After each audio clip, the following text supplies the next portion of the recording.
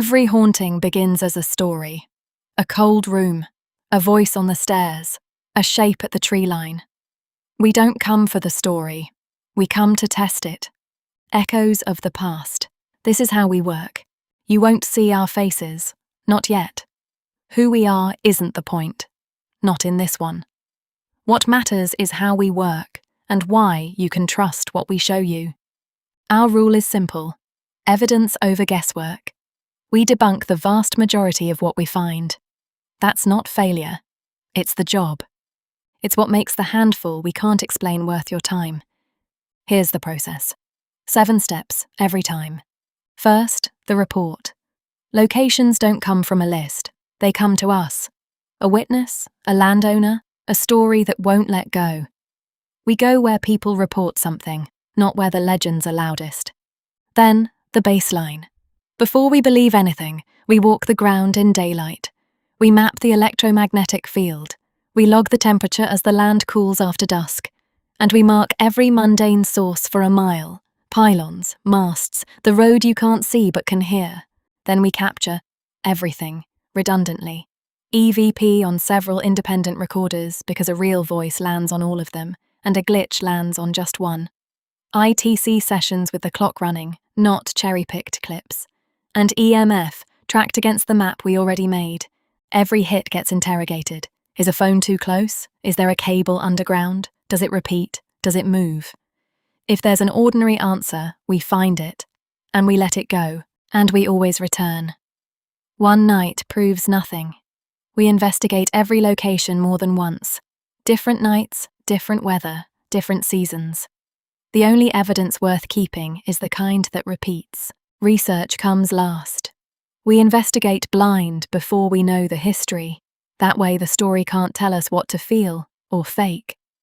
Only afterwards do we dig into the records and see whether they match what we found. And finally, we log it. Only what survives all of that is kept. Time-stamped, cross-referenced. We would rather report nothing than something we can't defend, which brings us to the equipment, every tool, and why we use it. First, the field instruments, the tools that read the environment itself. EMF detectors. They register changes in the electromagnetic field around them and give us a reading in milligauss. A change is indicated by a light, climbing from green up to red. At the most basic level, an EMF detector works because of a rule in science. Moving electricity makes a magnetic cloud, and a moving magnetic cloud can make electricity. In outdoor locations, once we've already done the baseline reads, there should be no spikes in EMF. If we get one, we look for the mundane. Is our phone too close? EF/MF/temperature meter. A single meter carrying 3 separate sensors, one for electric fields, one for magnetic fields, and one for air temperature. So 3 environmental readings sit side by side on one screen. The magnetic sensor works like the EMF detector's coil, reacting to moving magnetic fields. The electric field sensor picks up the static charge that surrounds anything holding voltage, even when no current is flowing. Electric and magnetic readings almost always have an ordinary source, so seeing all 3 at once, including whether the temperature moved at the same instant, makes it much quicker to tell a real change from a passing car, a power line, or a stray signal. Laser thermometer, a point-and-read thermometer that tells you the temperature of a surface across the room without touching it. The laser is just a red dot to show you where you're aiming. Everything warmer than absolute zero gives off invisible infrared light, and the hotter it is, the more it gives off. It lets us measure the classic cold spot properly. If someone feels a chill, we can point the thermometer and get an actual number, then compare it to the surfaces around it and to our baseline. Then audio and ITC, this is where we listen. PSB 7 Spirit Box. A handheld box that races through radio stations far too fast to lock onto any one of them, leaving a constantly changing wash of broadcast snippets and static. It's a staple of ITC, the idea being that a voice might form within that churn. An ordinary radio tunes to one frequency and holds it. The Spirit Box does the opposite. It steps through the whole AM or FM band a few hundred milliseconds at a time, over and over. We use it knowing exactly what it is, a radio sweep, not a phone line to the dead. That's the point. Garmet TF32 recorder, a standalone audio recorder, no phone, no apps, fitted with a microphone enhancer that raises its gain and sensitivity. Its whole job is to capture continuous, good quality sound to its own memory. Its microphone turns changes in air pressure into an electrical signal. The enhancer amplifies that signal before it's converted into a digital file, so quiet sounds come through more strongly. This is how we catch EVP sounds and possible voices that no one noticed in the moment, but that turn up on the recording afterwards. Recording is one thing and trusting it is another, which is why it never records alone. Body voice recorder. A separate digital voice recorder from a different manufacturer, with its own dual microphones, a backlit display, and its own storage. Exactly like the Garmet, microphone to amplifier to a time-stamped digital file, but on different electronics with a different microphone, so it hears the same moment in its own way. This is the heart of how we trust audio. We run several recorders of different makes side by side. A real sound in the air lands on all of them. A click or glitch born inside one device does not. Zip-side voice recorder. A compact digital voice recorder with a one-touch record button and a small status display. Again, a different make to the other two. It captures continuous audio to its own storage in the same way, on its own hardware, a third independent record of whatever is in the air.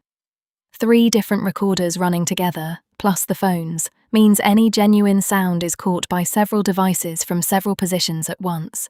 The more independent captures a moment lands on, the harder it is to write off as a fault or an artifact.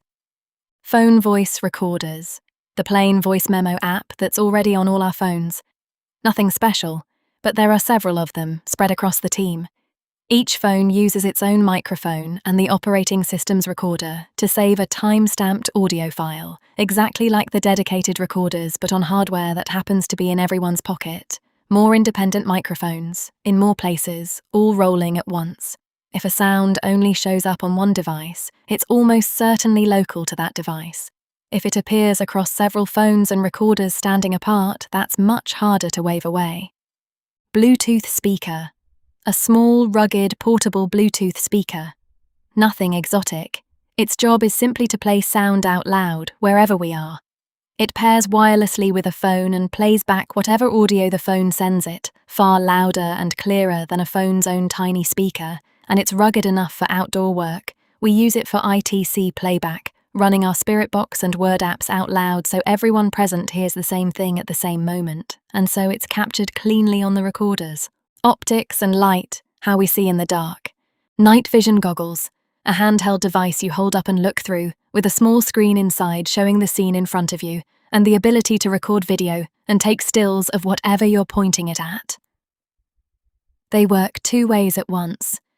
An image intensifier takes the tiny amount of light that's always around, starlight, a distant glow, and multiplies it enormously, so a near black scene becomes visible, usually in that familiar green. They let us look into and document a location in complete darkness without switching on any visible light, and the moment you add white light, you change the scene and disturb the very conditions people report activity in. Night vision body cams. 4 small infrared cameras worn on the body, each recording a continuous first-person view of wherever that investigator is looking. Each has its own infrared LEDs and a sensor tuned to see that infrared, so it films in the dark, much like the goggles, its own little illuminated bubble that's invisible to the eye. 4 people, 4 angles, all recording at the same time. If something shows up on one camera, we can immediately check the other 3. Was it a moth drifting past the lens? Someone's breath? A hand? A trick of one angle? 4K night vision static camera. A high-resolution, 4K, infrared camera set on a tripod, aimed at one spot and left to record the whole time we're there, untouched. Like the other night vision kit, it uses infrared to film in the dark, but because it never moves and records in very high detail, it produces one long, stable, sharp recording of a single scene. Because it's fixed and no one is holding it, it removes us as a variable for that view entirely. No shake, no wondering, no, was that the camera moving? UV torch. A torch that puts out ultraviolet, black, light instead of ordinary white light. Lots of materials are fluorescent. They soak up invisible UV and re-emit it as visible light, so they appear to glow. Shine UV around and marks, fibers, fluids and residues that were invisible a second ago suddenly stand out. It's for the physical, tangible side of a site, rather than audio or video, checking surfaces and ground for traces, and understanding what's actually there. Laser dot grid torch. A small torch fitted with a lens that projects a neat grid of green laser dots across a wall, a room or open ground. A single laser beam is split by a diffraction grating into hundreds of evenly spaced points. It turns, did something move, into something a camera can see, point it across a space, film the grid, and a distortion in the pattern flags a physical disturbance at that spot. Torches. 5 ordinary flashlights of varying power and beam shape, from wide floodlights to narrow long-range beams. Nothing clever. LEDs and batteries. The variety is the point. Different jobs need different light. We work outdoors, at night, on rough and unfamiliar ground. Being able to safely see where we're walking, set up equipment and pack down again, matters more than anything glamorous. Detection, the trigger objects we set down and leave. Motion detecting robot. A small motion-activated robot, around 26 centimeters tall, and, in all honesty, a repurposed children's toy. It carries infrared motion sensors around its body. It's a trigger object, something we place in a cleared area, step away from and watch. Left alone on level ground with no one near it, it should sit perfectly still. Motion sensing trigger balls. 5 small, clear plastic balls, each packed with LEDs that flash in colour the instant the ball is moved. They're sold as cat toys, but a battery-powered object that lights up the moment it's disturbed makes a simple, visible trigger object. Inside each is a motion switch wired to coloured LEDs. Any movement, a nudge, a roll, a vibration through the surface, closes the switch and sets the lights flashing for a few seconds. We set them down in a cleared area and step back. Divining rods. A pair of L-shaped metal rods, held one in each hand by the short arm so the long arms point forward and can swing freely. There's no electronics and nothing to measure. The rods pivot at the slightest movement of the hands, and it's well understood that tiny, unconscious muscle movements, the ideomotor effect, are enough to make them cross or swing apart.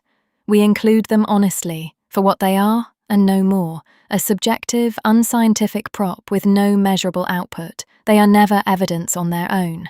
And how all of it travels. Aluminium flight case. A hard aluminium case with a foam-lined interior, cut to hold the instruments, recorders, cameras and lights. The pluck foam grips each device in its own recess, and the rigid shell and latches protect delicate electronics from knocks, damp and dust, in the field and in transit. Outdoor work is hard on equipment. Finally, the software we run in the field, Spirit Wave, a widely used ITC app that produces a continuous, shifting wash of sound for phrases to potentially form within, a software take on the Spirit Box idea. Rather than sweeping real radio, it generates and layers audio on the phone itself, shaped in part by the device, giving a constantly changing sound field. It's an established name in the community, so we keep it on hand as a familiar reference point, something to compare our own tools against rather than rely on. Alice Box. A well-known ITC app that speaks out individual words, chosen from a built-in word bank, with the selection nudged by the phone's inputs. It draws words from a fixed list and picks between them using values from the device's sensors, then speaks the chosen word aloud. It's one of the reference tools that shaped our own thinking, and one of the reasons we built our own versions, where we know exactly how the words are chosen rather than trusting a closed list. Necrophonic. A well-known ITC app that streams a continuous bank of layered human phonemes, fragments of speech sounds, with echo, reverb, and white noise options, on the theory that words may assemble themselves out of the stream. Instead of sweeping a radio, it plays from a large recorded sound bank of speech phonemes, chosen and layered continuously, so there's always a wash of near-verbal audio for the ear to latch onto. We reach for it occasionally as another familiar option to compare against, but with the same caution we bring to any word or phoneme bank tool. Everything we capture, we try to destroy. What's left when we're done? That's the echo. Next time, we take you into the field. A real investigation. Start to finish, nothing left out. Echoes of the past. Come with us into the dark.